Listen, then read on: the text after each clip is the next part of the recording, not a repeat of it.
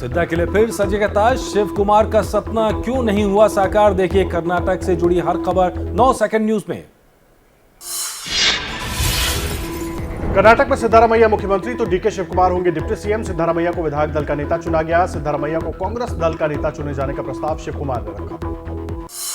20 मई को बेंगलुरु में के श्री कांतिरवा स्टेडियम में होगा शपथ ग्रहण समारोह। स्टेडियम में शपथ ग्रहण की तैयारियां तेज। दोपहर 12:30 बजे होगा कार्यक्रम। अधिकारियों ने तैयारियों का किया मुआयना। कर्नाटक में मंत्रियों को लेकर आज होगी चर्चा। दिल्ली आएंगे सिद्धारमैया और डीके शिव कुमार। कांग्रेस अध्यक्ष मल्लिकार्जुन खड़गे से करेंगे मुलाकात। कर्नाटक में कैबिनेट गठन पर होगी बात। कर्नाटक के पूर्व मुख्यमंत्री बासवराज बोम्मई ने किया ट्वीट। कर्नाटक के मुख्यमंत्री के रूप में चुने जाने पर सिद्धारमैया को बधाई दी। मैं चाहता हूं कि आप कर्नाटक के लोगों की आकांक्षाओं को पूरा करें। बेंगलुरु में सिद्धारमैया और डीके शिव कुमार ने राज्यपाल से मिलकर सरकार बनाने का दावा पेश किया। शपथ ग्रहण समारोह में शक्ति प्रदर्शन की तैयारी में कांग्रेस ने शपथ ग्रहण के लिए यूपीए के सभी सहयोगी दलों को न्योता भेजा। ममता और अखिलेश को भी बुलाया। बीजेडी बीआरएस को न्योता नहीं, बीएसपी और आपको न्योता भेजने पर विचार। डीके शिव कुमार बोले, पार्टी के हित में है फैसला, मैं परेशान नहीं, अभी लंबा रास्ता तय करना है। पार्टी में सब कुछ ठीक है और आगे भी सब कुछ ठीक रहने वाला है।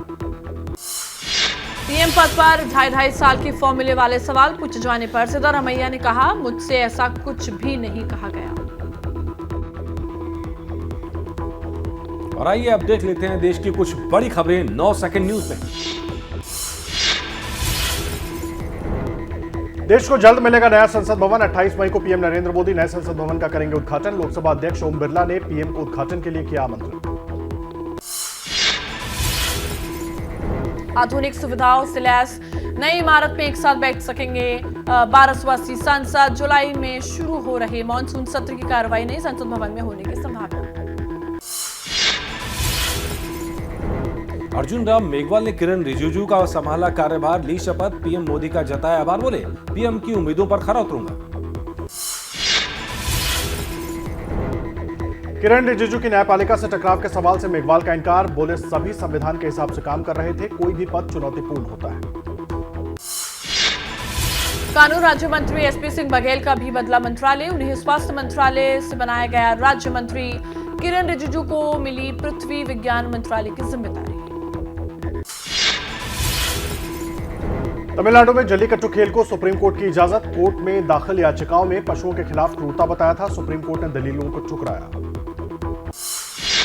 प्रधानमंत्री नरेंद्र मोदी ने वीडियो कॉन्फ्रेंसिंग के जरिए पूरी हावड़ा वंदे भारत को दिखाई हरी झंडी। बोले औद्योगिक और आत्मनिर्भर नगरी का संबंध मजबूत होगा। जम्मू कश्मीर में पुलिस के साथ एनएसजी और मार्को कमांडो की पहली बार तैनाती। श्रीनगर के लाल चौक में चला सर्च अभियान।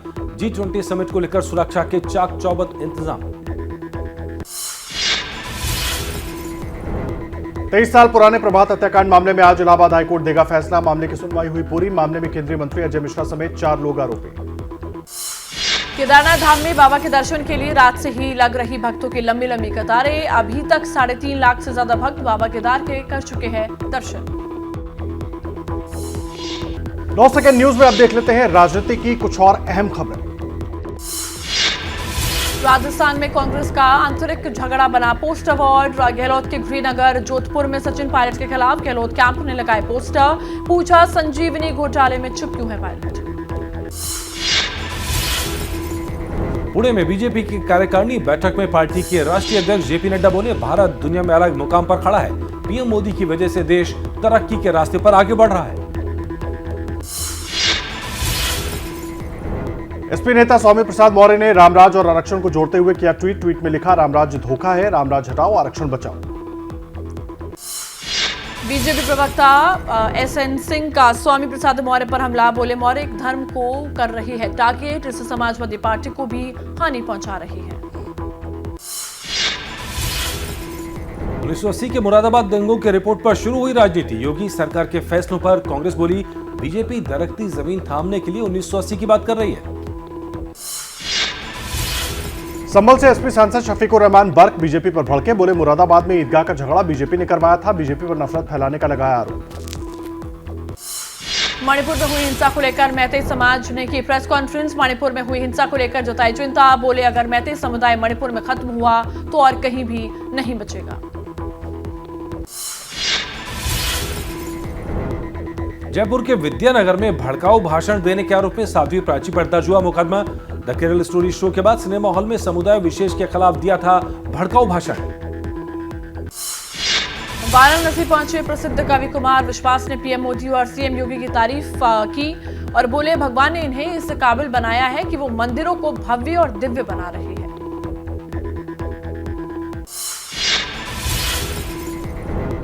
ईडी ने राबड़ी देवी से दिल्ली ऑफिस में पूछताछ की। लैंड फॉर जॉब मामले में करीब 7 घंटे तक चली पूछताछ। रेलवे में जमीन के बदले जॉब मामले में जमानत पर हैं राबड़ी, लालू और मीसा भारती।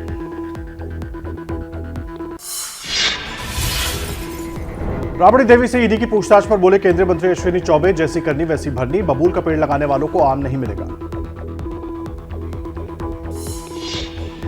और आइए अब आपको दिखा देते हैं राजधानी दिल्ली और इसके आसपास के इलाकों की खबरें।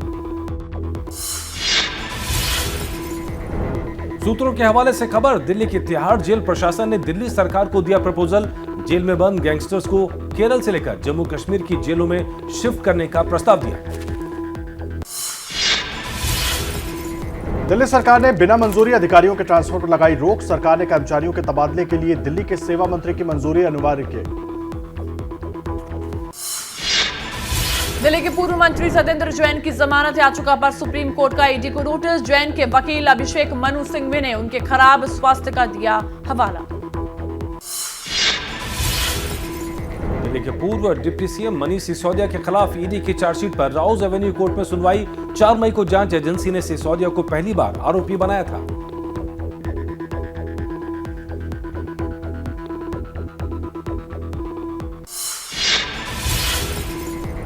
ग्रेटर नोएडा की यूनिवर्सिटी में छात्र ने साथी छात्रा को गोली मारी, फिर हॉस्टल में जाकर खुद को गोली मारकर जान दी। वारदात से पहले दोनों गले मिले थे। वारदात का सीसीटीवी फुटेज आया सामने।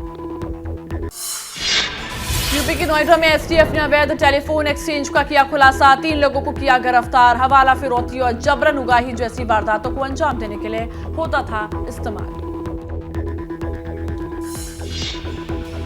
9 सेकंड न्यूज में अब देख लेते हैं महाराष्ट्र से जुड़ी बड़ी खबरें। महाराष्ट्र के नासिक जिले में किसानों ने तकरीबन 500 से 600 किलो टमाटर सड़क पर फेंका। टमाटर की सही कीमत नहीं मिलने से नाराज हैं किसान।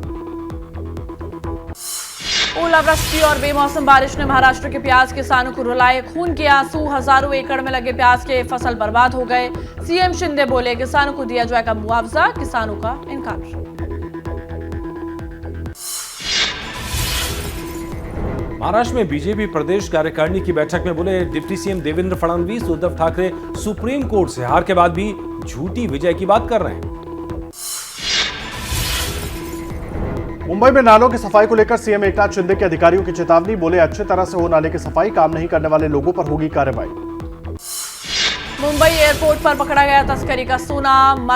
मस्कत से आए यात्री से 4 किलो 200 ग्राम सोना बरामद। सोने की कीमत 2 करोड़ 28 लाख रुपए। कपड़ों से मिलकर छिपाया गया था सोना। जाति जनगणना पर सुप्रीम फैसले के बाद क्या है देश का सियासी मिजाज, देखिए 9 सेकंड न्यूज में। बिहार में जाति जनगणना पर सीएम नीतीश को झटका। सुप्रीम कोर्ट ने मामले पर सुनवाई से किया इनकार। कोर्ट ने कहा जब मामला हाईकोर्ट में लंबित है तो वो क्यों सुनवाई करे। केंद्रीय मंत्री गिरिराज सिंह का जाति जनगणना पर नीतीश लालू को चैलेंज। बोले दोनों श्वेत पत्र जारी करें। बताए कि पंचायत, ब्लॉक और जिलों में कितने दलितों और महादलितों को नौकरियां दी। नीतीश कुमार पर बीजेपी सांसद सुशील मोदी का तंज। बोले लव कुश, मंडल कमंडल सब बीजेपी के साथ। नीतीश कुमार का लव कुश समीकरण बेकार। सुशील मोदी ने जेडीयू अध्यक्ष ललन सिंह पर भी हमला बोला। बिहार बीजेपी के अध्यक्ष सम्राट चौधरी ने भी गिरिराज सिंह का दिया साथ। बोले नीतीश कुमार के पास अब कोई भी वफादार व्यक्ति नहीं रह गया। नीतीश को सही जवाब देने की कही बात। जाति जनगणना पर जेडीयू ने बीजेपी पर किया पलटवार। जेडीयू प्रवक्ता नीरज कुमार बोले सुप्रीम कोर्ट में याचिका डालने वाला संगठन आरएसएस से जुड़ा हुआ है। जाति जनगणना पर चंद खेल खेल रही है बीजेपी। जाति जनगणना पर नीतीश को झटके पर चिराग पासवान ने चुटकी ली, बोले नाखून कटाकर शहीद होना चाहते हैं नीतीश। चिराग ने जनगणना से नीतीश को नुकसान होने का दावा किया। और अब देख लेते हैं मिशन 2024 से जुड़ी खबरें सिर्फ 9 सेकंड में।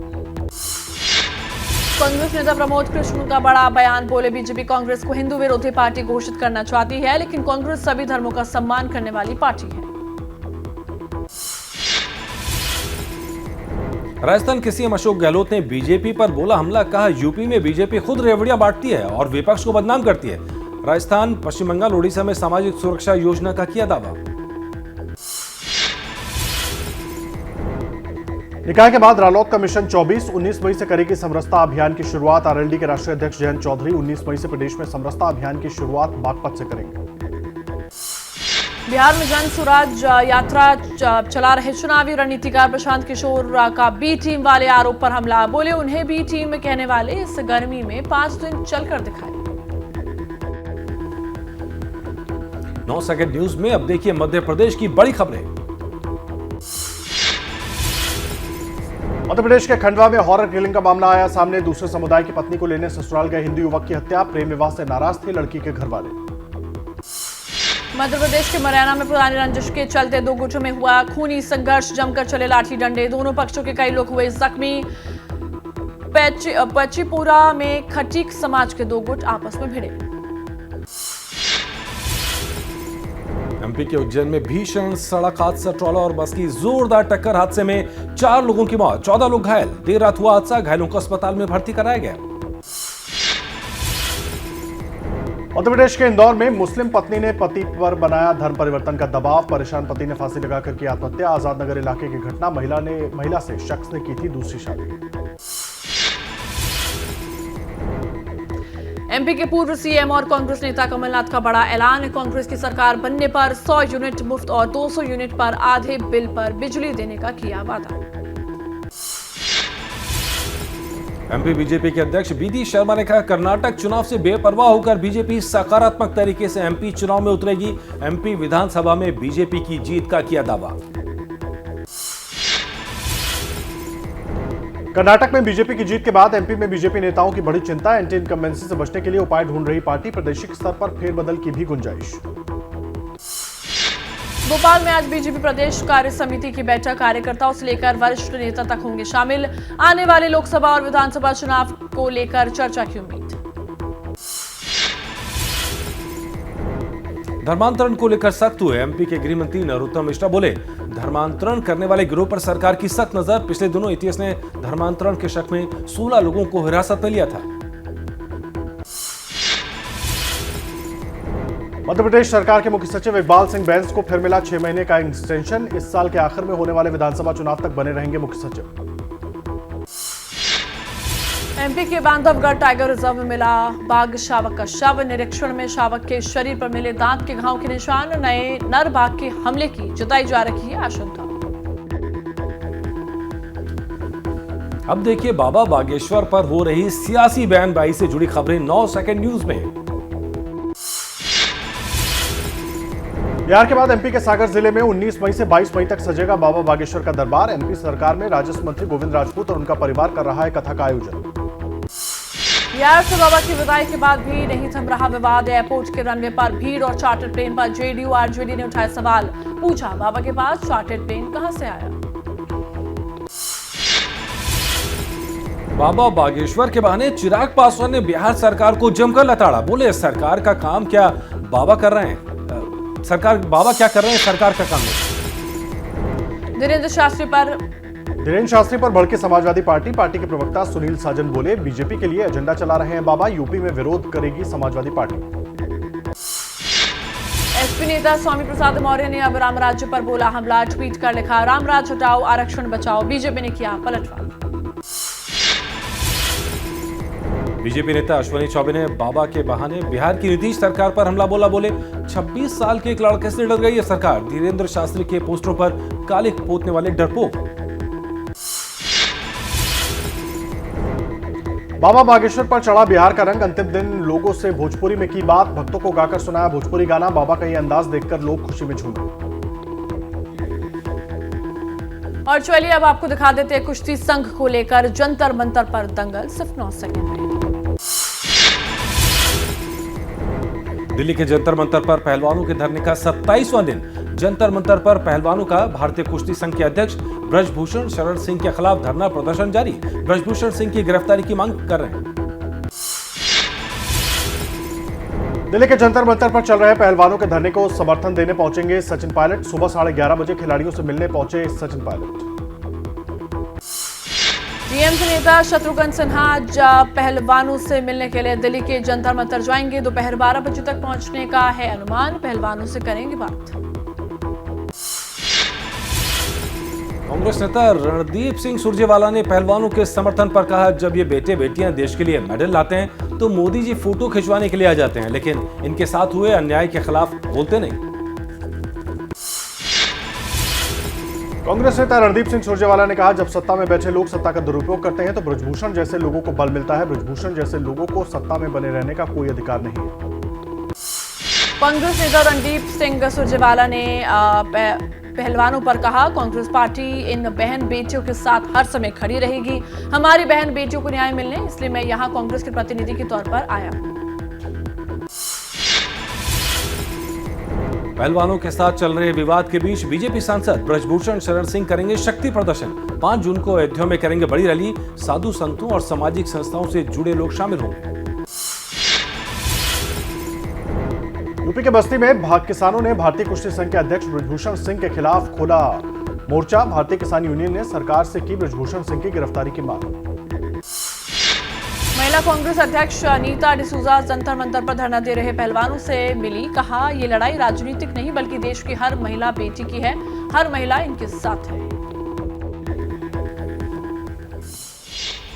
और उस बीच आपको बड़ी खबर बता दें, देखिए नोएडा की सोसाइटी में गार्ड से मारपीट का मामला सामने आया है। सेक्टर 70 के आशियाना होम्स में गार्ड से मारपीट की गई है। रेजिडेंट महिला पर पिटाई करवाने का आरोप लगाया गया है और बताया जा रहा है कि सोसाइटी में रहने वाली महिला से कार पार्किंग को लेकर गार्ड से नोकझोंक हो गई थी, जिसके बाद महिला ने अपने साथियों को बुलाकर गार्ड की पिटाई करवाई है। तस्वीरें हम आपको दिखा रहे हैं। नोएडा के सेक्टर 70 के आशियाना होम्स की तस्वीरें हैं, जहां पर गार्ड की पिटाई का मामला सामने आया है। और उसी सोसाइटी में रहने वाली एक महिला पर यह आरोप है, कार पार्किंग को लेकर गार्ड के साथ नोकझोंक हुई थी महिला की, जिसके बाद महिला ने अपने साथियों को बुलाया और उसके बाद उस गार्ड की पिटाई की गई। ये सीसीटीवी फुटेज आप इस वक्त उस गार्ड की पिटाई की देख रहे हैं। नोएडा के सेक्टर 70 के आशियाना होम्स की ये तस्वीरें हैं, जहां पर पार्किंग को लेकर महिला के साथ गार्ड की नोकझोंक हुई थी।